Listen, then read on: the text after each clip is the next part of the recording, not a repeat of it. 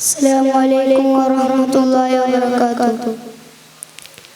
സ്നേഹം നിറഞ്ഞ ഗുരുവര്യരെ, ചങ്ങാതിമാരെ, ഞാനൊരു കൊച്ചു പ്രസംഗം പറഞ്ഞു നിർത്താം.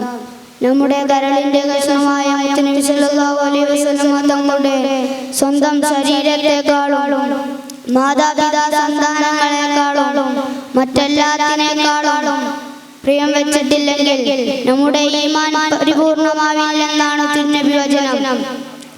അതുകൊണ്ട് തന്നെ നാം എപ്പോഴും മദീന രാജകുമാരനെ സ്നേഹിക്കുക. സ്വർഗത്തിൽ നബി സല്ലല്ലാഹു അലൈഹി വസല്ലം തങ്ങളുടെ സമീപം നിൽക്കാനാണല്ലോ നാം എല്ലാവരും കൊതിക്കുന്നത്. അപ്പോൾ ആറ്റൽ നബി മുഹമ്മദ് മുസ്തഫ സല്ലല്ലാഹു അലൈഹി വസല്ലം തങ്ങൾ പറഞ്ഞു, എന്റെ മേൽ ആരാണ് കൂടുതൽ സ്വലാത്ത് ചൊല്ലുന്നവർ അവർക്കാണ് ജന്നാത്തിൽ എൻ്റെ അടുത്ത് സീറ്റ് ഉണ്ടായിരിക്കും. സ്വലാത്ത് ചൊല്ലി ചൊല്ലി ഹബീബിലേക്കും ഹബീബിൽ നിന്ന് സ്വർഗത്തിലേക്കും എത്തിക്കുമാറാകട്ടെ. അസ്സലാമു അലൈക്കും വറഹ്മത്തുള്ളാഹി വബറകാതുഹു.